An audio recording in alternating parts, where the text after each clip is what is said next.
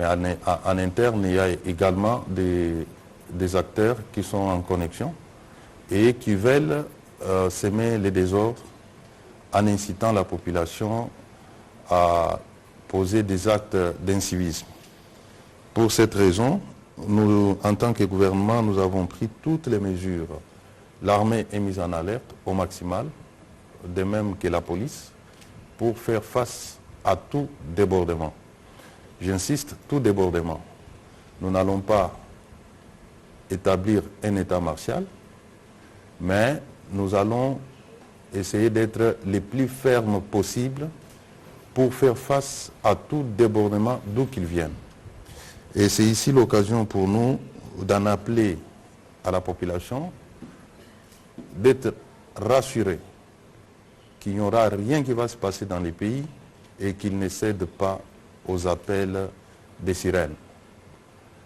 Nous demandons par la même occasion de la mesure et de la retenue à tous les acteurs politiques, parce que lorsque un acteur politique s'élève un bon matin, appelle les gens de sa province, leur disant qu'on ne doit pas nous voler notre province, il commet une infraction. S'il y a des acteurs qui, à travers des réseaux sociaux,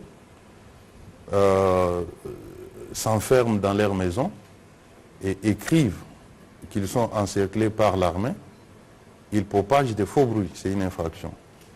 Et ici, nous voudrions attirer l'attention de tout le monde sur ces faits, que pendant cette période où l'ennemi extérieur et intérieur veut s'aimer la désolation dans les pays, la justice de notre pays sera active pour réprimer tous les actes qui sont contraires à la loi.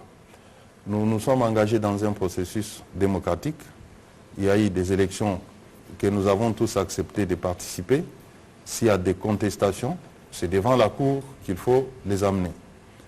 Je rappelle que nous avons tous accepté de faire les jeux, et ces jeux a des règles. Nous devons suivre les règles jusqu'au bout.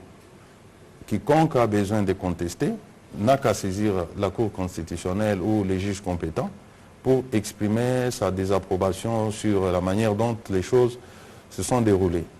Faire le contraire, c'est marcher sur la loi, et là, on trouvera l'État sur son chemin. Parce que personne ne peut être au-dessus de la loi, personne ne peut intimider l'État. Et je répète, les dispositions tant visibles qu'invisibles sont prises pour maîtriser quiconque se mettra à vouloir envoyer le peuple congolais à la mort.